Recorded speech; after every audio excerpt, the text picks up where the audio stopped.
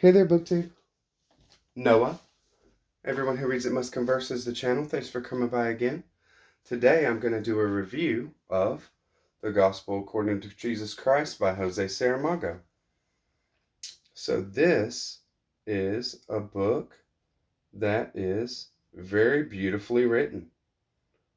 There's a lot of poetry in here. There's a lot of very touching scenes.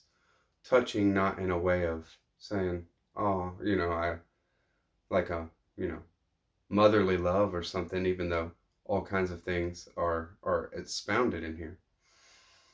But just beautifully written. Saramago is a very, very smart person and a very, has a beautiful way with words. I'm going to preface this by saying that there will be spoilers in this a lot. If you're not one for that, then switch it, because this is a book that I wouldn't recommend it reading, or somebody reading it, though it will be right up someone's alley, and it will be just what somebody needs at some points. Jose Saramago is a devout atheist. I didn't understand and know how devout before reading this book, that's for sure. On the back, it says, a provocative and controversial telling of the life of Christ. And it definitely is that. Saramago did that very much knowing what he was doing. And in this review, we'll get through some of those things that are provocative and controversial about it, though I'm going to give you exactly what I think Jose Saramago is doing here, and also just my take on it. So I'm not going to make any apologies for this or any other of my videos when it comes down to it. If I do a video where I'm even showing a bookshelf tour and kind of show apocryphal works that are Gnostic in nature or something, I'll get a thumbs down from the Christians, from people who think that they're Christians, and this kind of thing, and then I'll do a video like my my other take on the Gospel According to Jesus Christ, and I'll get a thumbs down from the atheists or people who are believe that they're, or just anti-Christians. I'll get that kind of backlash. So all good. Everybody can like or dislike any kind of thing that they want. But this is my take, and I'm going to continue to put out content that is all over the map. So we'll see how people like it. In this book, Jose Saramago starts off effectively telling the story of Jesus, and I'll put a link to my maybe Midrash videos, because I've done 2 videos through the reading of this already, just exploring different concepts for a readathon that is called Maybe Midrash. But this here is my just my review of it. So what you'll find is that Jose Saramago is actually taking words from the Gospels, words of the story, and actual words that are said by Jesus and things like that, and using them completely in a different context. At first, it seems very smart that Jose Saramago is actually just kind of toying with it, but it's not apparent what his aim is until you get to the end of the book and really get a crux. So when we get there, there's going to be a lot of spoilers, but there's going to be spoilers throughout all this. So yeah, you've had your warning. All right, so very, very smart guy, Jose Saramago. So I'm going to say just that when it comes down to it, you'll find at first Jose Saramago is very critical of the Jewish religion, and critical in the way of equality. Women are very much submissive and not equal to the males in traditional Jewish culture. And that is called out to a point of being harped on. And I think that the point of that is not to, fight for equality or something like that, but to call out the Jewish culture as being small-minded. And so when it comes down to it, that kind of thing is something to get the reader, and I myself included for sure, is just like, yeah, well, yeah, they're not treated as equals and not given a fair shake in the culture, and that is, uh, not at all the way that we operate today, and we're better for it. And it is something that you don't agree with, so you find yourself kind of aligning yourself a little bit with what Saramago's pointing out here, and it continues that's just a tool that Jose Saramago is using in this book to kind of get the reader primed for what he's doing. What Jose Saramago paints here is an idea that the Jewish culture, of which Jesus is a part of, and his parents are a part of, and the culture in which they live, and the entire culture that this book is taking place in, believes that the world is deterministic nature, and that God is in control of everything. God's will is in control of everything, and that is true as far as it goes. But the idea that we have choice, that we have a choice to make to align ourselves with what would be God's will, which is absolutely unknowable as well, and explicitly called out in Jewish culture, Jewish writings, of course. And God is his ways are mysterious and they're beyond knowing. And but still, we should submit ourselves to this kind of will, and but we also have a choice, right? We definitely have a choice to go against whatever that would be, go against the divine will, and what will happen then? Well, we'll suffer. We will go through hardship and we will suffer. What this book paints is that there is actually no free will, no choice on behalf of anybody, much less Jesus being God's son, and that any choices that he makes are directly controlled by God, and all people, their movements and actions, although they seem to be done by their own choice, are actually part of a greater plan that God wills. Now, like I say, that is true as far as it goes, but it doesn't negate that we have choice. Our choice is also part of God's plan. It is a gift in a Christian framework. It is looked at as a gift that we have our own choice, our own free will.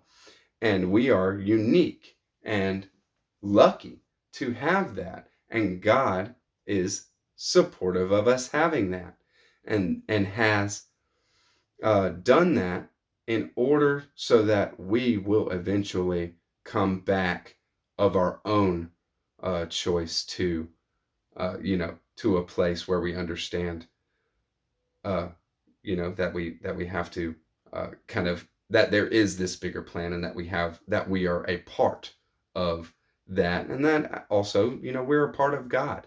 Everybody is one in that way.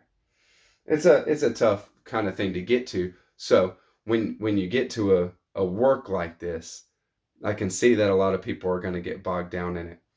So with that being said, not to harp on it too much, because there's a whole nother video, and I'm going to link my other videos there. So, I'm not going to try to rehash all that kind of stuff. But what Jose Saramago very effectively does here is puts up an argument, not explicitly, but just through the narrative, that God is a power-hungry megalomaniac um, controller of individuals, all individuals. And that kind of thing, Saramago doesn't believe that. And Jews don't believe that. Nobody believes that kind of thing. But that is what is put up as the Jewish framework, or the religious framework that he is actually undermining in this work. And it's done very effectively. It's hard to see that that is actually what is happening until you get to where it is stated explicitly. But when it's stated explicitly, you've already gone through so much where it's just like, wow, I've never looked at it like that. Is it really like that? Is it really? It seems, from everything that's been kind of said, I can see how it might be like that, and it just is, would work to lead someone down a very dark, very materialistic path, because the alternative to that is here is rejection, a rejection of spirituality, at least Western spirituality for sure, which of course is Jose Saramago's uh, own personal belief as well. So, in this is also painted that God is the creator of all religion. God Himself creates the outer religion. Now, it's just wild to me. So, when it comes down to it, religion is an institution. Religion was created by man, and to but once you take away the free will of individuals, and there's not any actual doings that ever happen that God is not doing Himself, or God is allowing because it is already in line with what He wants, and that if anything comes up that is not in line with it, then He's going to put a stop to it, and he can do that anytime He wants, in any kind of way that He wants. So that kind of thing is where we're at with it. So I said, when it comes down to it, in another video, how I did a reading of the Beatitudes. This is perfect for illustrating what I'm talking about. So I'll read it again, and then talk it out a little bit, and then I'm going to give you a very pointed spot as well. Okay. Since most of the trusting souls who were listening to Jesus were from the working class, artisans and road diggers, fishermen, and women of lowly condition, Jesus ventured one day, when God allowed him a little more freedom, to improvise a speech that left its audience spellbound. Tears of joy flowing at the prospect of salvation. "Blessed are you poor," Jesus told them, "for yours is the kingdom of heaven. Blessed are you that hunger, for you will be filled. Blessed are you that weep, for you will laugh." But then God became aware of what was happening, and although it was too late to retract what Jesus had said, He forced him to speak other words, which turned the tears of joy into grim foreboding. "Blessed are you when men hate you, and separate you from their company, and reproach you, and cast out your name as evil for the Son of Man's sake." When Jesus finished speaking, it was as if his soul had fallen to his feet, for in that instant all the torments and deaths of God that God had foretold on the lake marched before him. So Saramago effectively, cherry picks through even one, the Beatitudes, from the Sermon on the Mount, and in Luke, the Sermon on the Plain. He effectively cherry picks that one excerpt of Scripture and separates it. Part of it is Jesus is a man, just like us, mankind, and giving people hope, and there to spread hope to people. And then, as if God hasn't already been painted this ultimate controller and there is no free will of people, God, wasn't paying attention, but then all of a sudden he is paying attention and doesn't like what Jesus is saying, and then makes other words be said. The opposite. So when it comes down to it, Saramago is no respecter of the biblical narrative, and there is little by the way of spiritual understanding in this book. When it comes down to it, this is actually kind of an atheist appropriation of scripture to justify an atheist belief set. One of the things that shows it the most effectively, and I'm going to go ahead and do it, at the end, when Jesus is on the cross, Jesus has already said in the book, my God, why have you forsaken me? That is traditionally in John, Jesus's last words, which are very much grist for the mill for you to think of why this one who knows himself to be Son of God and has performed all these miracles and all this kind of stuff, knows that he's to be put to death as a sacrifice and willingly going to do it because he understands that meekness and love are the actual where God's power is made perfect within human beings.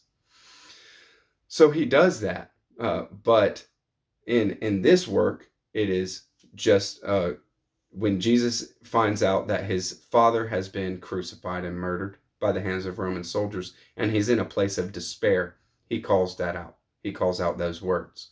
So on the cross, when Jesus is dying on the cross, Saramago has him actually look up to the heavens, to the sky, and see God looking down. And that's when God says what he says in Mark. The first thing that God says to Jesus after he is baptized and enters into ministry, he says, "This is my son with whom I am well pleased." Now, in the biblical narrative, God says that to Jesus before he does anything. He is affirming the identity of Jesus and of all of us, that there's nothing that needs to be done for God to be pleased with us. The God of all, the actual God of the Christian scriptures, does not require us to, perform in order for him to be pleased with us. He only wishes for us to, love him. Now, him not as a being like a human being would, to love your spiritual nature and to want to be a good person and to actually do, for your inner work, go towards virtue, stay, move away from vices, this kind of stuff. It's not, okay. So God says as Jesus is dying, because that's the thing that's going to make, God happy as far as Saramago is concerned is death. God is this death loving kind of no mercy and no forgiveness in God in this. So no gospel at all. But he says, "This is my son with whom I am well pleased." And what does Jesus say as he is dying on the cross? He says, "Men, forgive him, for he knows not what he does." So the actual Son of God, he's painted as the actual Son of God in this, that knows, what God is all about, and that he is there to be sacrificed and all that, actually calls out to us as human beings to forgive God because he knows not what he does. It's completely ridiculous. So, I would not call it short-sighted, because Jose Saramago is very much way too smart for that. He knew exactly what he was doing, and this is a very, very well done subversion of Christianity or spirituality to justify an atheistic materialist worldview. And I would say, what you bring, like I said at the beginning of another video, on this. What you bring to the table within yourself is going to be the main thing that hinges what kind of effect this book has on you. Because if you're in a doubting, agnostic kind of place, well, this can be, you know, I wouldn't say too smart for you to be able to see what is actually going on there, that it is you know, a type of propaganda in a way. But, there it is. Okay. Maybe. Now, when it comes down to it, like I said, beautifully written, but there's my take on it. And I hope that that you enjoy that. And if any comments, questions, anything, just go ahead and drop me a line. Thank you, BookTube. Catch you on the next one. Bye bye.